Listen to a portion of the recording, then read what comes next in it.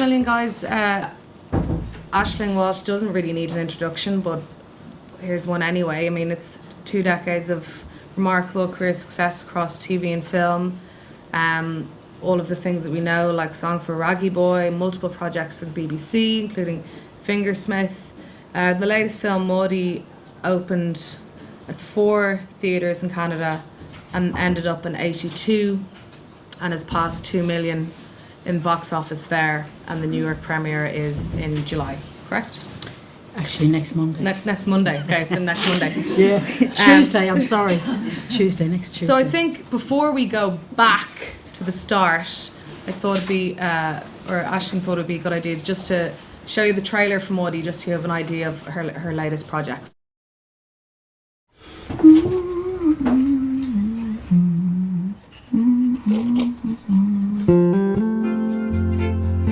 Hello there, Charles. Sister, I sold the house. Our house? Maud, you can't look after yourself, let alone a I'd get a house. job or something. A job doing what? I don't know.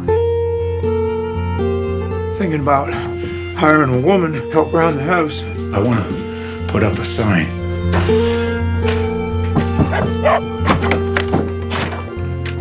I'm Maud. Looking for a woman. What do you think I am? Let me tell you how it is around here. There's me, them dogs, them chickens, then you. You want me here, don't you? Because I'll walk out right now. Who told you you could paint fairies on the wall? I think it looks all right. Did you paint that happy little chicken? Yeah, wanted to remember his happier days. I'd like to see one of your larger paintings. $5. Done. Her paintings have even been sold to Vice President Nixon. You can find Maud Lewis selling her paintings from the front steps of her little house here in Marshalltown, Nova Scotia. Can I get you to look towards the camera this way, Mr. Lewis? And smile, maybe? Nice, thank you. Never asked for this. My face on the TV for all the world to laugh at. Ever since you stepped into my life, nothing but pain. I've known you for years, Maud, and I'm still trying to figure out what makes you tick. Here I stay. You can do much better than me. I lay me down. Done everything I want with you, Alf. By the hill. Everything. I'm dug from the road. Make my designs up. I love a window. Cut from the Bird whizzing by. It's always different. I'm dug from the The whole of life already framed. and cut from the Right there. kill.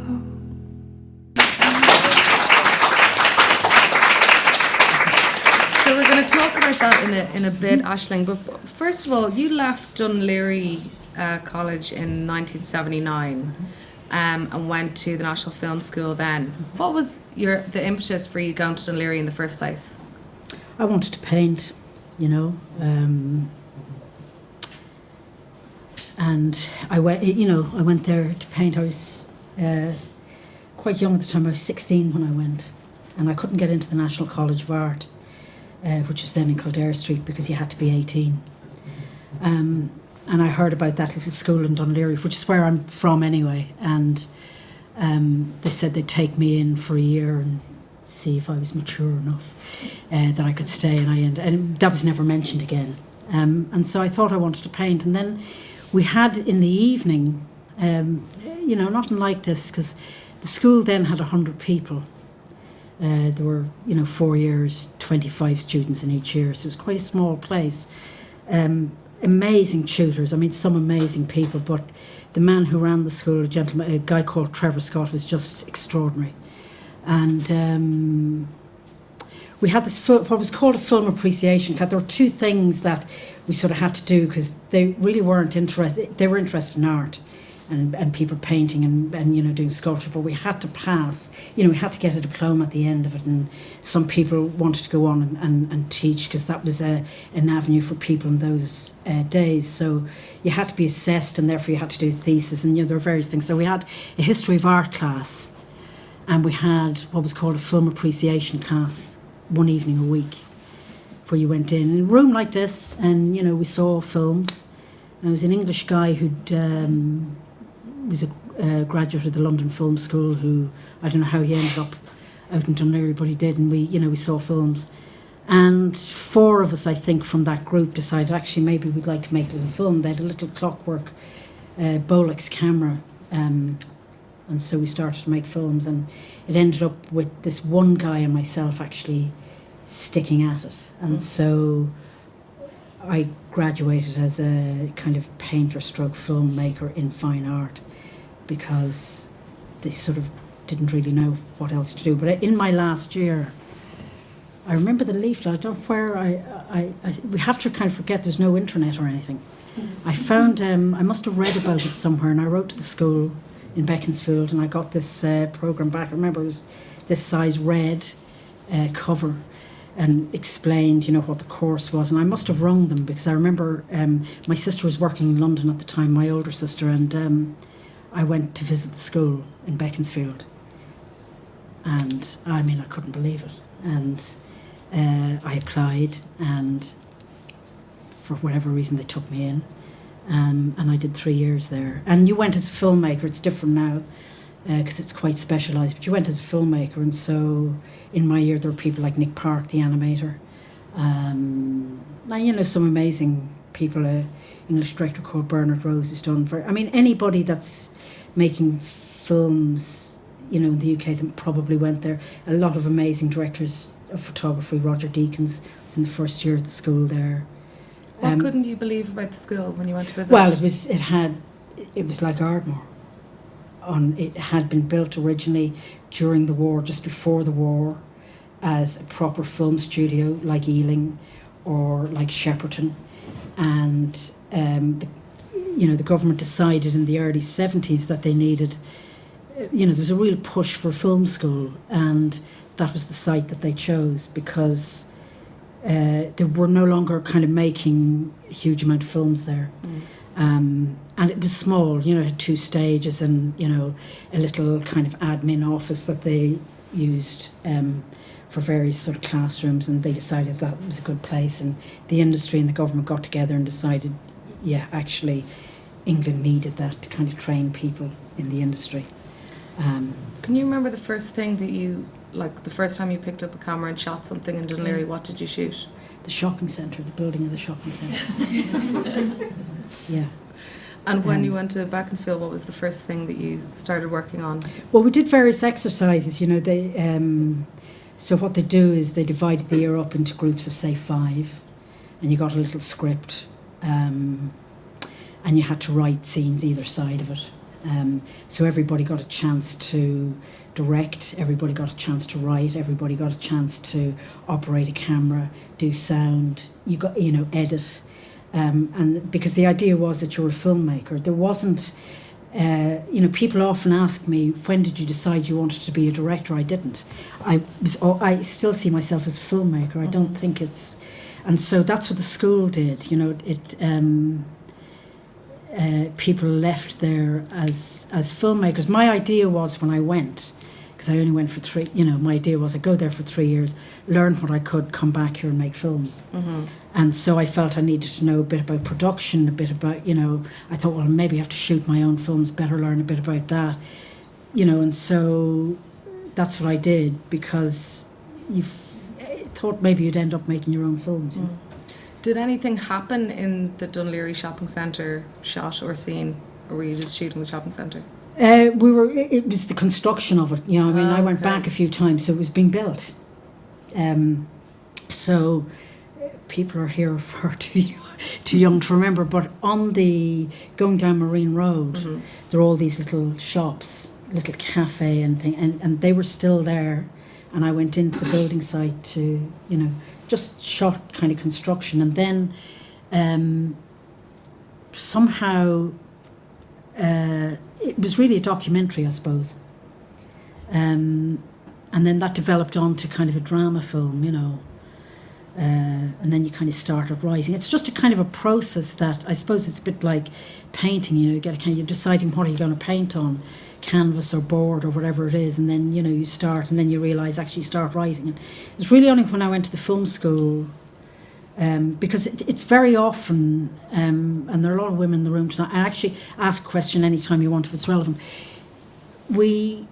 I operated in a world where it was very male. I went to Dunleary, there were 5 women in my class. I went to the National Film School, there were 4 women out of 25 in my class. I joined the industry, the television industry, or the first film I made, I was in my late 20s here. Primarily, I would say 95% male crew. Same on television. So it's a world that it's very different now. That's what the industry was, and you didn't think about it maybe in the way that we think about it now. In terms of that, the first feature, Joyriders, right? That was 1988. So within a few years of leaving film school, you had your first feature out. Yeah. Obviously, at that time, the landscape of filmmaking and independent filmmaking in Ireland is completely different than it is now. Funding strands, all that kind of stuff. How did you go about making that first film? Was it with friends or? I made a film because everybody got the chance. You made a film at the film school to graduate with, and I made a 40-minute film. And what they did, they had a kind of a night, and it was at BAFTA. You thought, wow, this is kind of rather amazing. And there were 2 producers there that the film kind of affected. It was a film actually really about my grandmother, and but it was dramatic. It had quite dramatic moments. And no, you're good. Come in.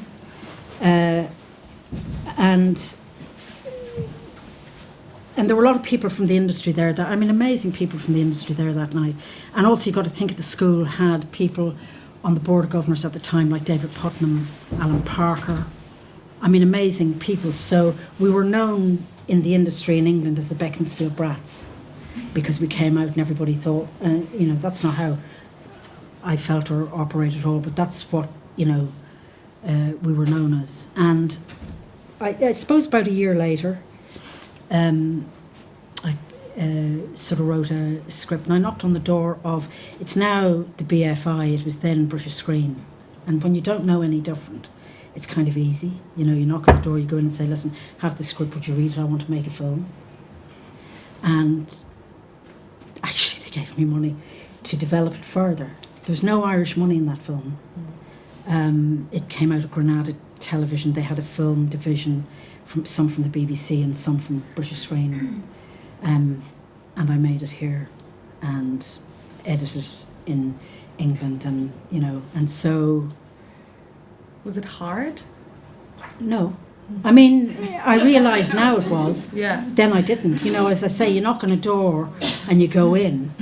It's like when I was saying to somebody earlier, I went, and I would have been in my 20s, for an interview to the BBC. They had a bit like Play for Today. They weren't called that at the time. They'd kind of moved beyond that. Let's say, these one-off kind of 60-minute, 90-minute films, and my agent said to me, go up there and you're going to have an interview with so-and-so, and I'd read the script and everything.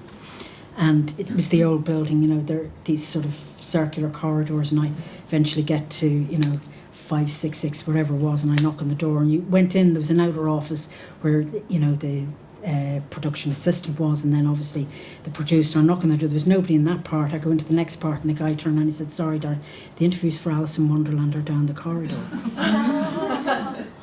And I left.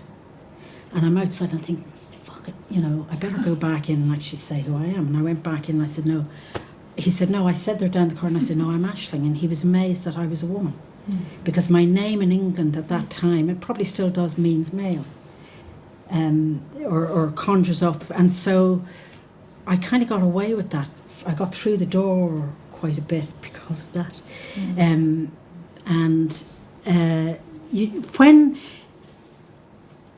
you kind of believe that you can do something, or you don't think about it very much, then I'm not saying it's easy, but you don't have that difficulty because you just do it. You're not getting hung up on the... No. Yeah. You just do it and you think, well, maybe they will, maybe they won't. I was amazed. They kind of gave us the money to make the film. And then Granada Films, that were, hugely successful at the time, bought into it. I never thought, I'm a woman making a film. That didn't...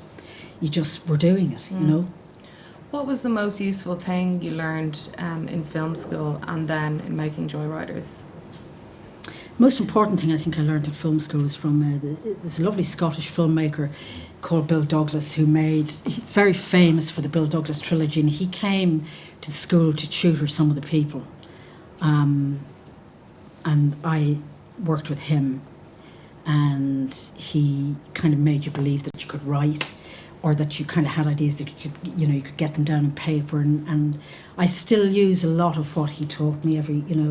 He kind of said, when you're directing a scene, think back to the very first moment you wrote it. What did you see in your head? And so I learned a lot from him. And on Joyriders, I learned a lot from the producer that I worked with, who's still 30 years later a really good friend. It was her first feature film, but she'd worked a lot in the television industry and had come up through the industry. She was a runner. She was, her first job was as a runner on What a Lovely War, quite a famous English film, and somehow I kind of learned a lot from her. It's also not to be afraid to ask questions, or not to be afraid to say, I can't do it. I've stood on, as a young, I do it today, if one had to do it, to say, I don't actually quite know how I'm going to do this. There's nothing wrong with that. And it's learning how to work with, it is a very collaborative way of working, and it's learning to collaborate with a lot of people. I never had that thing. A lot of young directors that I've worked with or mentored a little bit are terrified of actors. I never had that, because I sat in the pub with them here, and you kind of got to know them, and you just know. I often say to young filmmakers, all you have to do is say to an actor, what do you think this scene is about? What, and then that dialogue starts, and then suddenly you're off, And it's not, I don't think I ever thought about it very much. I never thought, could I do it, could I not do it? You just did it. And you're still, I still go out and think, God, I don't know if I can kind of do this or not all the time.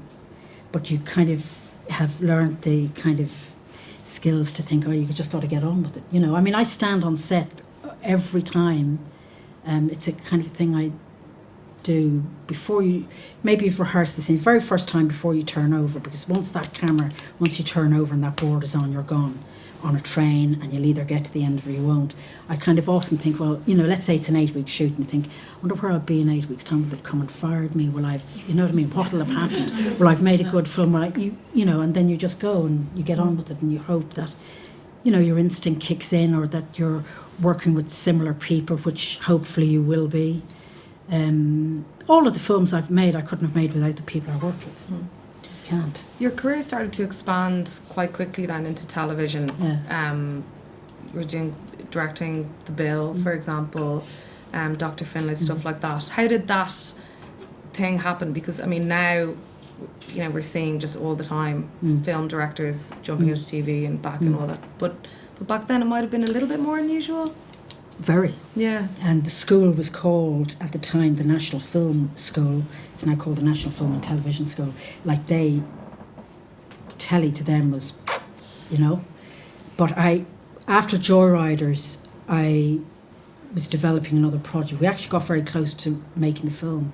It's that classic thing of, you make one film, you kind of get away with it, then it's harder. It's like the second album. How do I make the second album, I had 2 great songs in the first album that got, I kind of rode that wave for 2 years. Now I've got to kind of, start again. It's often harder. And I got very close. It was a film in Canada. I was out in Recce's. Anyway, the money disappeared. And I thought, it's going to take me another 3 years probably to get something going. And maybe if I went into television, I could kind of learn the craft of directing. I could keep going. I always needed the thing to kind of keep making. And so the Bill trained a lot of directors at the time. There's another girl and myself. We were the first 2 women that had directing. And I went down, and they kind of said, I went for an interview, and they said, don't know. And then fortunately a director got ill. They rang me on a Friday and said, can you start on a Monday? And that's how I did that. And I went down to do 2 episodes. It was a half-hour show at the time. So you did 2 episodes back to back. You shot one Monday to Friday. You shot the other one Monday to Friday. You had a couple of weeks prep and a week's edit, and that was it. And when I'd finished the first one, the producer came down and he said, "Oh, you know, you're waiting. They all want to come and see him." I thought, "Oh, I'm going to be fired," you know. And he came down and said, "Would you like to stay on, do another 2 episodes? Because we have a gap," and you know. And so I stayed and did another 2 episodes, and then I think I did another 2 after that. And that show at the time, I remember the night they hit 15 million. I mean, they, you know, viewers, which was now is kind of quite incredible.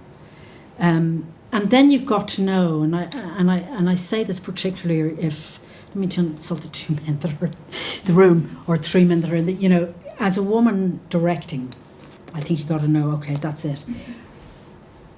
Other women joined, they're still there. They went from there to EastEnders to Casualty to The Bill to EastEnders to Casualty, and cannot get out of that cycle. And you've got to say, right, that's it. I learned what I needed to learn there. I worked with the actors I wanted to work with. I got a lot of Irish actors over for 1 episode. It was kind of good fun. And move on and do something else. And that producer that I first worked with brought me up to Scotland to do a series called Dr. Finlay, which I did. Half, much more experienced director than me, kicked it off, and he did 3 episodes and I did 3. What do you think it was about how you were working and what you were doing that made them say, "Do you want to stay on for another 2? I don't know. I mean, maybe there was an energy I had, you know. I got along with the actor because it was regular cast. And the really lovely thing about was, you know, there was the uniformed police, the detectives, and then the guest parts. And the guest parts were always the great thing to kind of cast, because you got, you know, really, most people come and do it, you know. But I got along really well with that regular cast, and I think maybe that the executive producer, who was then he must have been in his 60s, and I didn't know any different either. And I used to drive over from West London to South London, and almost every morning, because I'd get in there like an hour before, I'd be there at like 7 o'clock, because I thought, you know, you get this script, if you think you've been to film school and you're making films, and suddenly they're saying you've got to make this in 5 days, and you think to yourself, I don't know how I'm going to do it, but clearly it can be done because people are doing it, trying to figure out a way to do it. But I used to pass him, he used to walk from the tube station, and I always stopped and rolled the window down and say to Michael, "Would you like a lift?" And inevitably get in. I would go down to his office with a coffee and sit there. I didn't know that people were going, "You mean you went into the executive producer's office?" I didn't know any different. And so I probably got away with that, and he liked me, and, you know. I suppose maybe also, you know, that had very few women directing. Maybe it was partly that as well, you know. And luck, you know, I was lucky. Let's get on to the writing bit then, in terms of Raggy Boy. We might show a clip of Raggy Boy now. Yeah.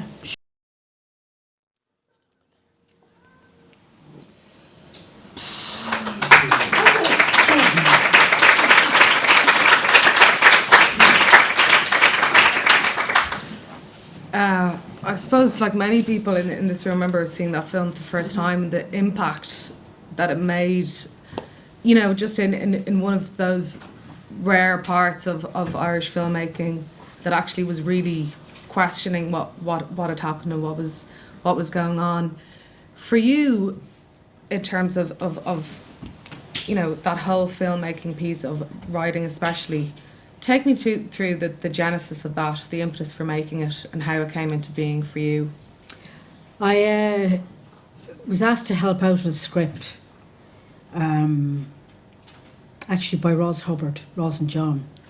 They'd met this producer, they were trying to get an application together for the film board, and I kind of helped this this producer with the script. And then some months later he came to me and said, "You know, have you read this book?" And actually I had. And we talked about writers and how maybe we could kind of get it going. You know, you've no money, and I said to him, "You know, why don't we, you know, write a treatment and try and kind of get it going?" And Patrick Galvin, the writer of the novel and playwright and poet, wrote the first draft. That was sort of the deal to kind of get to get the rights of the book. And then we kind of, started again, and wrote the script. And, sometimes you have the novel, and so, I suppose with the novel, the Franklin character isn't the main character. And so we decided, for me, that was kind of important to his story for me was really interesting, this layman coming from outside into a situation like this. I have to say the year before that, and this was, that took 10 years in development. It was 10 years before we kind of got anywhere near to kind of making the film. In the journey to that place, Alan Maloney, producer, came to me, and he had a project with the BBC, which was about the Magdalen Laundries, a film that we did together called Sinners. And I made it actually just the year before that, so I ended up spending 2 years in institutions. And we made that film down in Galway. And sometimes what happens is, you've in your mind a film that you want to make, and it's taken such a long time. From the moment that we finished the first draft of that script of Raggy to when we turned over was probably 11 years. Oh. And various things, you go through various sort of phases of development, and cast on, where you're going to make it, all of that. But sometimes an opportunity comes along, and Sinners was a great script written by a lady called Lizzie Mickery, English writer, and I thought, I might never get a chance to do this, but I get a chance to do that, to say something about those laundries and those women, and as a kind of a young girl, we had somebody who lived with us who'd been through that system, and I kind of thought, I'll make that for her. And so I went on that journey with Alan and Susan, and we went down to Clifton and made that film with a lovely bunch of people, and then somehow we got that away. And very often it's the right moment. It's projects come and go. Everybody in this room probably has. You've various projects going around. One will kind of jump ahead, and then somehow the moment for it will come right. It's usually a combination of people. We almost made it the year before, but there was 9/11, and so that stopped us for a year. Then I got Aidan. Then we kind of started to kind of, motor forward, and we, it's only when you're in a car driving around the countryside and you're in Rossgrey looking at a school and you're here and there, and I actually brought those guys back to Clifton where I made Sinners, because I thought, well, it's not a bad place, and we found this place. I remember the day we walked into that place. It's in Letterfrack, wasn't it? No, this is in Ballyvorney in Cork. Right. And it was really, they weren't Christian brothers, but a religious orders teaching place. And you just knew that was sort of the place. And then, the journey to kind of get those kids, that took... I remember one day in Dublin, out in Lansdowne Road, seeing 350 kids. There was one kid, and that boy was Robert Sheehan. And then, that was sort of a huge journey itself, to cast those boys, and then get everybody around to kind of make it. So, but it's also in those 10 years that script got better and better. And you just found out more things, you researched a bit, you found out a bit more. There's some amazing things in the film that wouldn't have been there 10 years before that. Yeah. Because you discovered something. And I remember people would read that script and go, that couldn't have happened. We had a Danish co-producer because we got some money in Denmark. We got some money out of a European fund, and they go, but that that happened. And so in that respect, I suppose it was quite groundbreaking. I remember the world premiere was in Sundance in 2003, and you never know, nobody knows anything, really, how... I'd shown it to very few people. The film board had obviously seen that, sign off and a cut and whatever, and we did a lot of the post production in Denmark, so people there had seen it, and we showed it at Sundance, and the idea there is, people probably know, you introduce the film and then, you know, you can sit through it or not. I didn't. Aidan and myself went to a bar next door, and the person looking after us, I said, come for us with 10 minutes to go, and we'll, you know, go back. And, you know, as the doors opened up, the credits actually were rolling up. And, you know, quite long, it's quite a long roller, and people started to stand up, and I thought, fuck, they really didn't like it, you know, they're leaving. And I didn't mind for myself, but I'm with Aidan, and I thought, really, that role in that film, I thought he was so amazing in it. Yeah. For him, I thought, God, this is a disaster. And then the idea is you walk down, you do a Q&A after the film, and the people were standing up applauding. I actually thought they really, you know, and they stood up for him, and it was kind of a rather amazing night. And there was one man, I'll never forget him, guy in like the third row stood up and said something. I thought, if he doesn't stop, you know, it was quite an emotional kind of moment. And then that's that audience, and I thought, you know, yeah, maybe it does affect people. And then that went on and on and on, you know. But we were lucky with that because it got into Sundance, you know, that could have, who knows, you know. So that was, I see those two films as a very particular period in my life as a filmmaker, you know. I'm really proud of that film, as I am of Sinners. I think they both told part of that story, and I think that's important as a, you know, if you can do that. I'm not a painter, I make films, so I can kind of, you know, I could tell that story. It was hugely important. I mean, Hannah worked on it. You know, I don't know what I thought I was making at the time, you know. I knew he was great, I knew the kids were, I had a couple of pals on it, like Ian Glenn, great pal who I'd worked with in the UK, and Mark Warren. You're just trying to, you know, tell the story in the best way that you can, you know. The length of time it took to make it, as you said, 10, 11 years, in some ways that's gratifying because you end up with this amazing piece of work. In another way, it's kind of terrifying because, you know, everybody thinks, crap, it's going to take me 10 or 11 years to make something. I mean, what did you learn from that lengthy process? Were you, I mean, there must have been times where you were frustrated or disheartened or thought it wasn't going to happen. I mean, how do you get through that? Well, I'd go off, you see, in between and do something else. I'd go off and do telly in between to keep going, because I'm just talking about me, I have to keep making things, you know. So, and I don't mean anything, you know, it's got to be the right thing. So I remember saying to Alan, funnily enough, no at a point, because it was sort of about to go and everything, and then I had to ring him back a week later and say, actually, I've changed my mind. I actually really would like to do it. I have to be dragged screaming to something sometimes. If it's not something that I've developed, you know, I've got to kind of really find myself in it. And I was really glad I did that, because, you know, there are other things that you kind of chase that don't come your way, you know, that go to somebody else.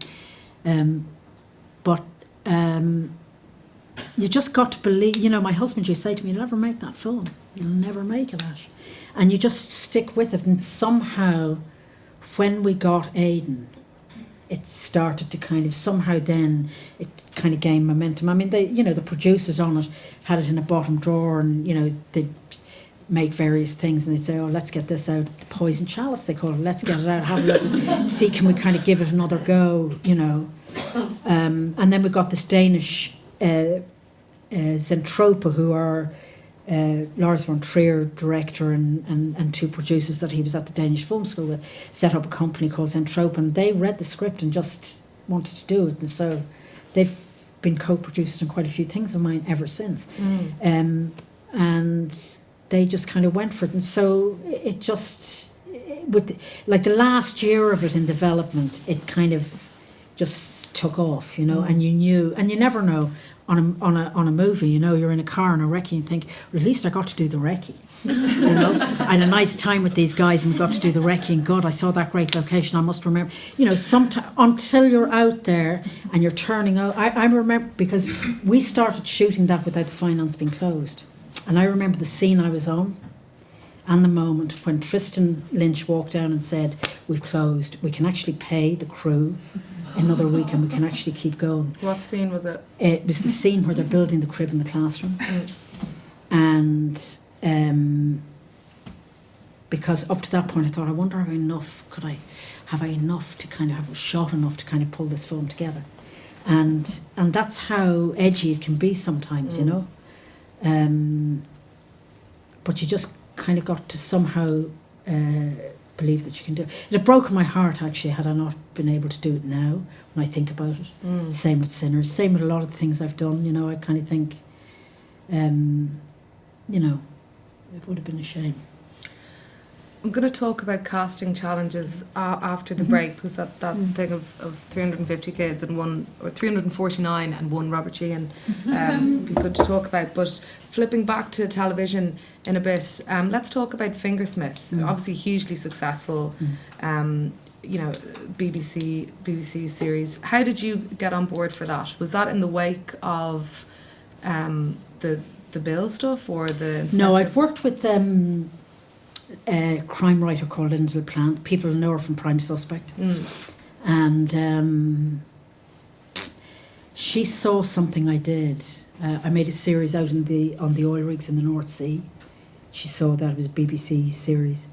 And she made a series here called The Governor. And she had two directors, two English guys, really experienced directors, and they brought the delivery date forward. And this is what I mean about luck. I'm telling you. And they needed a director to do one episode. And David Collins was the exec on it. He said, you don't think there's anybody would be like nice for us to have somebody here? And they're going, there isn't, you know. And Linda said, I've seen this director's work, and maybe we could get her in. She could do one episode. And so I came to do one episode, and I ended up doing two. I got a lot, I mean, you know, and I worked with Linda on and off for like probably 3 or 4 years after that. I did the thing called Trial and Retribution. Yeah. Did the first two of those.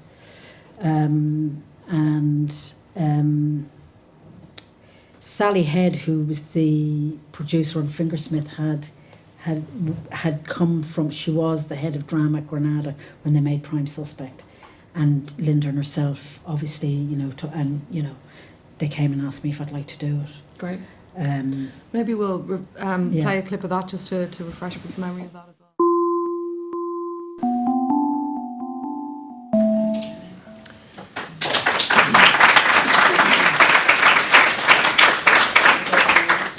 Why do you think that a lot of your projects are period pieces?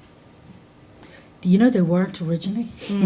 I did modern, and you know, I always wanted to do Dickens. You'd see these fantastic BBC productions. You think, God, I wish somebody had asked me, you know, to do Dickens. And you'd go for these and say, oh, you're not experienced, or, you know, whatever.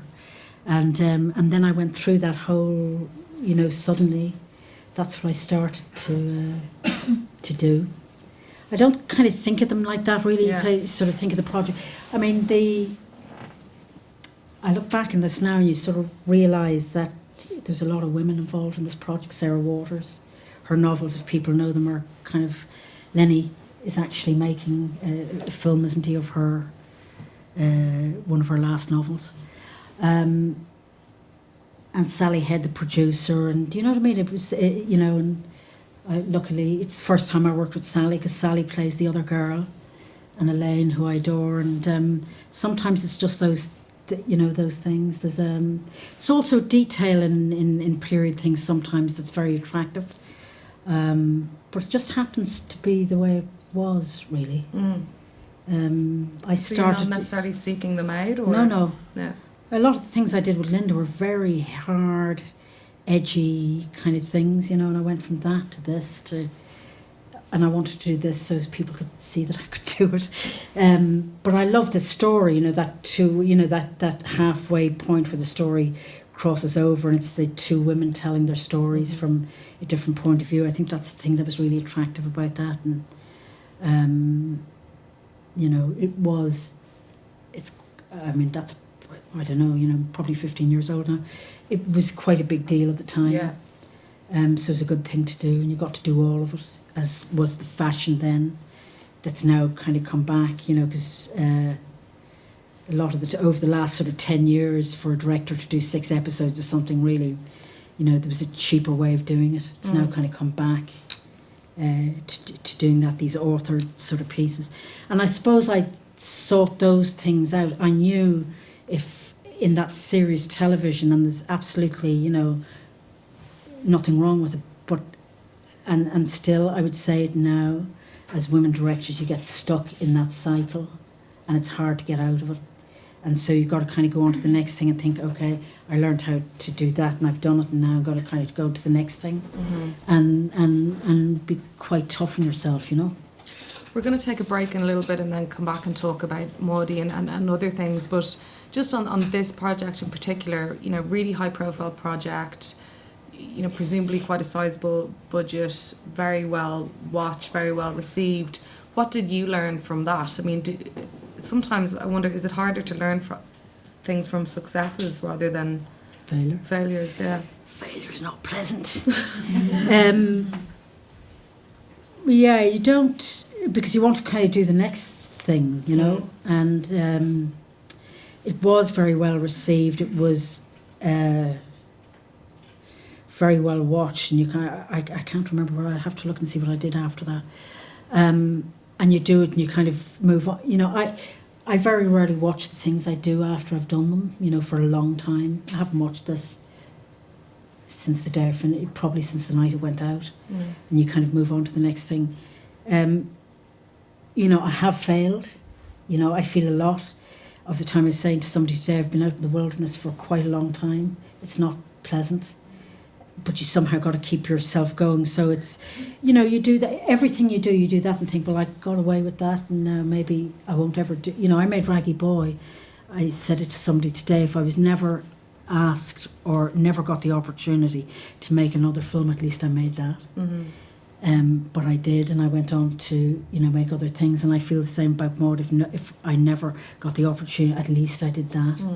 And so it's you know, that's our world. That's the way we work. You know, it's the next thing. Then you can be lucky. You can be really unlucky. We weren't lucky with Raggy Boy's a movie in the end. You know, at Sundance that night, and you know, it never opened in America. They never struck. Even that deal was never done. But then you kind of go on. That's the history of that film. You know. And every film has its journey, or every piece of telly has its journey, you know. I've sat, I think it was actually nominated for a BAFTA award. Have I sat in that room so often, you know, and it's always somebody else. I'm always the bridesmaid, you know, same with the IFTAs, I'm always the bridesmaid. So I don't think about that. Also, that's not sort of, the success is in making it and doing it and working with these great people, you know, to get the chance. That's where I met Sally Hawkins. And I go back, you understand as a director why you go back to the same actor again and again and again. You know, I've worked with Ian Glenn a lot. I've worked with a lot of the same people because they are fellow travellers with you, you know. I read Maudie, the first name I wrote down was Sally. I thought, listen, you know, I sent her 2 pictures and I said, this is this, do you want to do it? She said yes. So, you know, that's what you're trying to kind of find, those people saying, DOP, I worked with this DOP, he did Sinners, he did this, I think I worked with him 5 or 6 times, you know, so that's what you're, you know, trying to kind of achieve. And I don't think, everything is a new challenge, you know. What I won't do, Linda got very upset with me, actually, I did, because I did that, the 2 episodes, The Governor, then she told me the story, Trial and Retribution. I said, God, that'd be kind of amazing to do, and it was quite amazing, and they were great people. And then I did the second one. Then she asked me to do the third one. I said, I can't do it, you know. What am I going to do? Because I'll probably fail. At least I did the first one, thought, got the hang of that. The second one, I can give it something. Third one, you know, we didn't speak to each other for 5 years, you know, because she was so pissed off that I didn't do it, you know. And then over the years, there were other things that obviously I wasn't free or couldn't do. I met her actually this year, within the last year. I hadn't seen her for about 8 years, and I went down to her house. She would come down for lunch. You know, and talk to you about something. It was like as though I saw her 5 minutes ago. You know, that's the relationship I have with her. So all the time, that's what you're looking for, you know, with people. And I realised that because it's Sarah and it's, you know, they're really interesting. I think the scenes are, I don't know if people know the story of this or not, but the two women fall in love with each other and have this amazing affair. So there are, you know, a couple of scenes, I think there are 3 or 4 pretty kind of detailed sex scenes in it. And I remember the first one we did, and Sally Head driving down and we got the rushes the next day and went, oh my God, they didn't take their clothes off. And you go, no, they didn't actually. Oh, but I mean, you know, Gareth Neame at the BBC is looking for like sexy women with their clothes off. And I said, do you not think it's more amazing if they kept their clothes on? And actually it was. They kind of got round to that. And I think maybe, I don't know, you know, there are those sort of things that were kind of interesting to do. That I think actually a man directing that might have directed it quite differently. Yeah. And I think that's what they saw in the making of that. That it was interesting because it was adapted by a man.